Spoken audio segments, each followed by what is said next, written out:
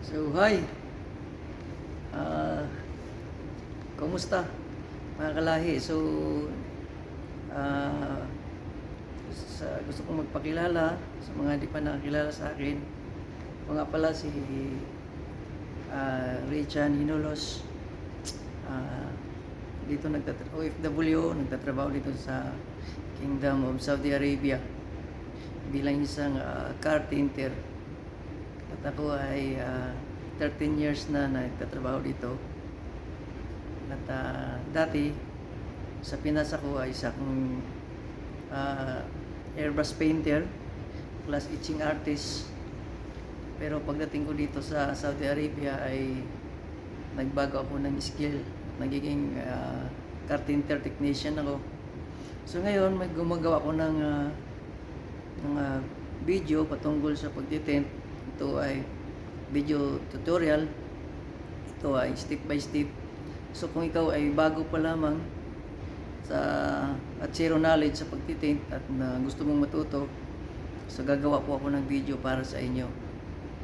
So ang gagawin mo lang ay mag-subscribe at click nyo yung button para sa updated kayo lagi pagka mayroon akong bagong ina-upload na video. So ngayon, umpisahan ko sa unang proseso. So, subaybayan nyo mga kalahi at mga katintero. So ngayon, una natin gagawin ay ating sukatin muna yung kabuuan ng salamin. Kung di nyo pa kabisado yung size ng salamin, so kailangan natin sukatin. So gagamit tayo ng metro. So pwede natin itong sukatin by centimeter o inches, nasa inyo kung saan kayo sanay. So pero sa akin mas madali kung centimeter ang ating gagamitin.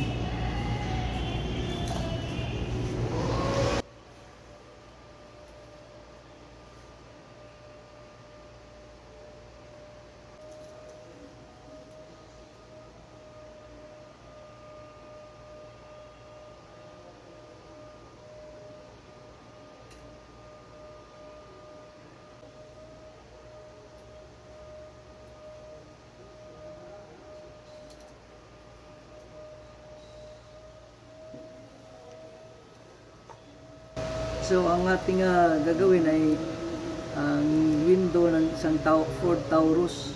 So ang sukat ng bintana ay 75 cm at 45 cm. So yun ang sukat ng bintana ng Ford Taurus. Ngayon naman ay yung pagtatabas ng film. So yung kinuha nating sukat na 75 cm, 45 cm. So ito yung sukat niya. So pagka hinati natin yung isang roll, ganyan. So bali tatlo. So tatlo siya. So ngayon, susukin natin ng blade. 45 cm.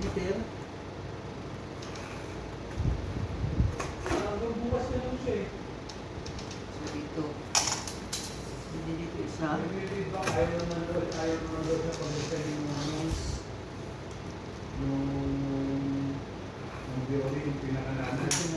Isa. Ang ginagawa namin yung blade ay nilagyan namin ng wire para magiging stopper doon sa Pati yung mga pepolis ko lang din hindi ka, kaya hindi ka nakakayo.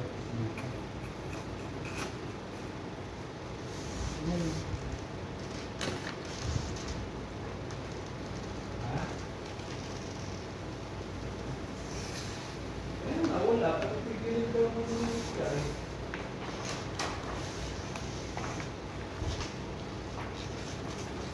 At pwede mong sugatin, 75 cm.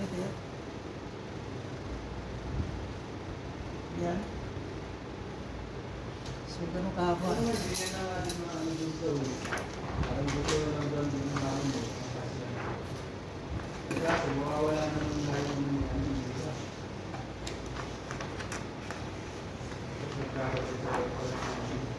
So, dito, kasya na to sa isang bintana ng sasakyan.